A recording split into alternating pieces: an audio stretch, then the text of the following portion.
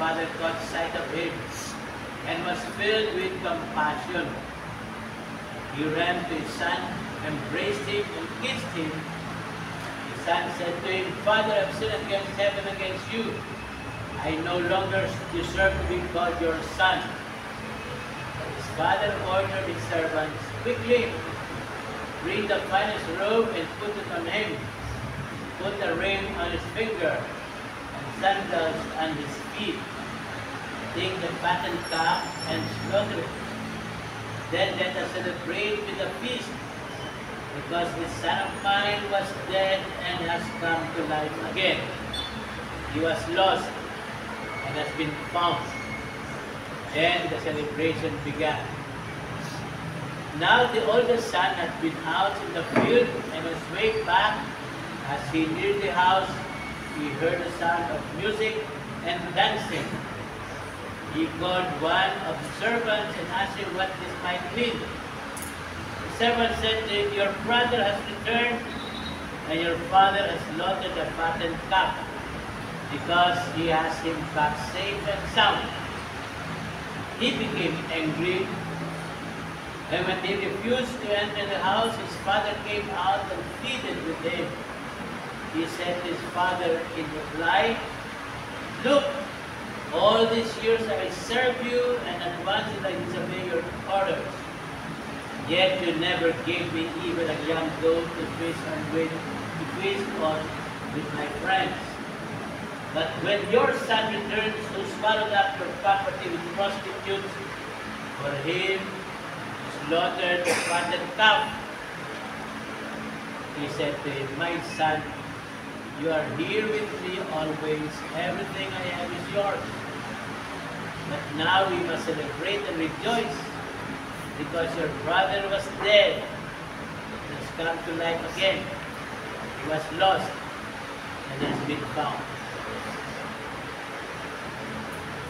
Brothers and sisters, the Gospel of the Lord. Praise to you, Lord Jesus Christ.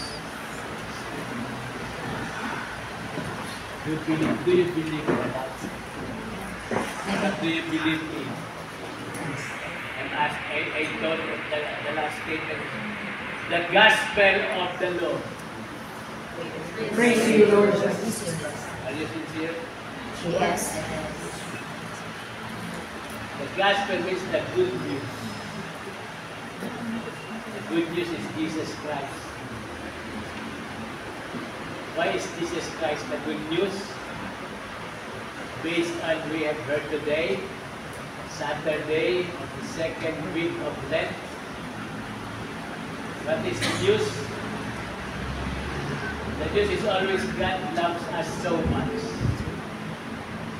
He did not hesitate to give His own Son for us. Isn't that the good news? Did you accept it? Hopefully. Who are you between the two sons?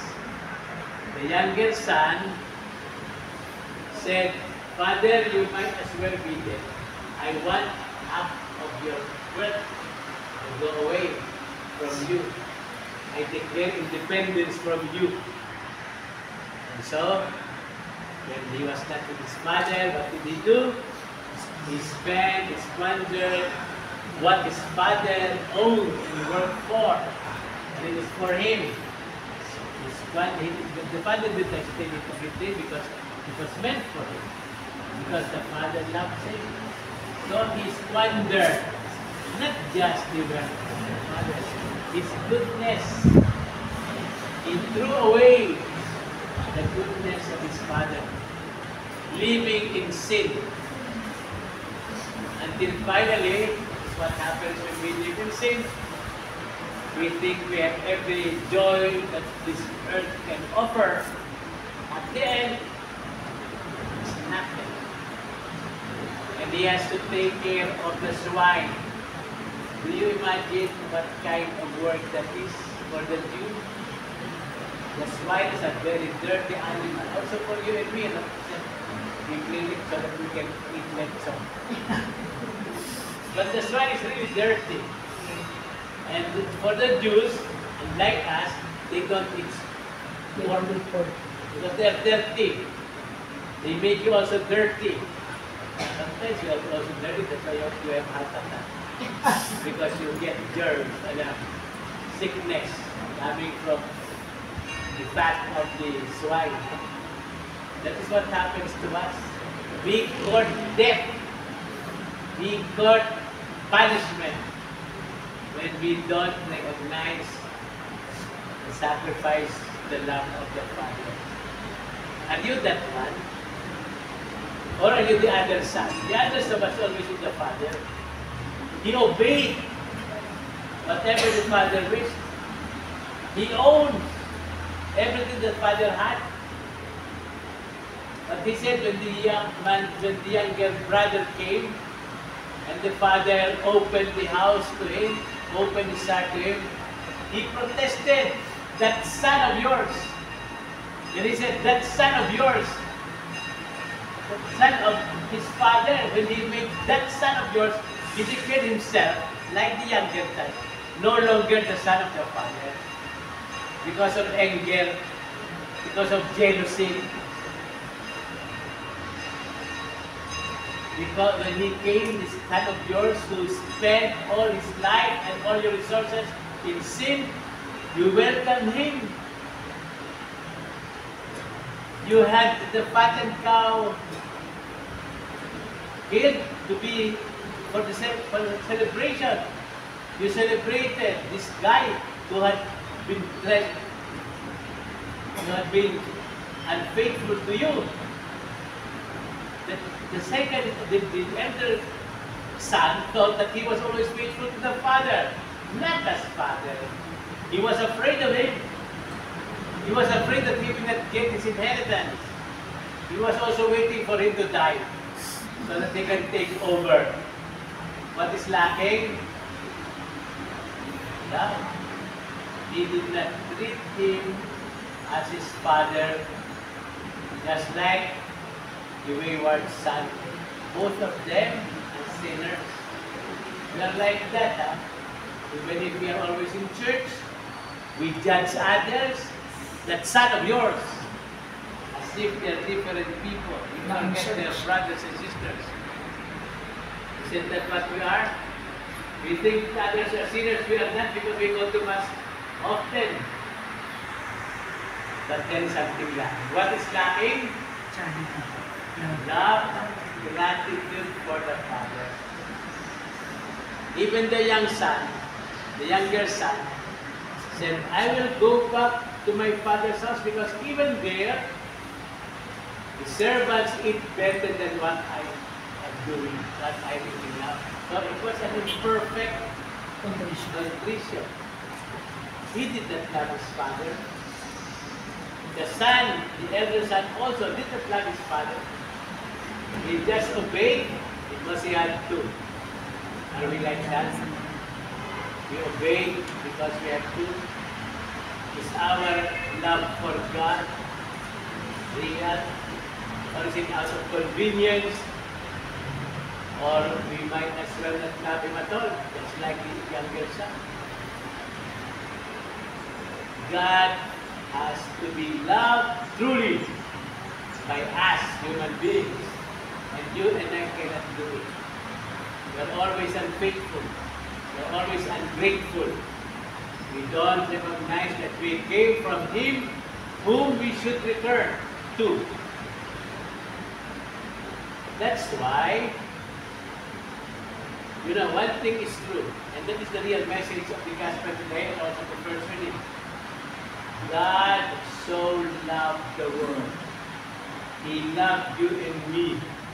He continues to love you and me. Do you know that? You don't know. You cannot answer because you don't love Him enough. And we cannot love Him enough. We don't even love Him with the weak love that we have. But yet, He loves us so much. He gave His only Son. And why did He give His only Son to us? So that we can love Him through His only Son, whose love will never fade. His love is perfect.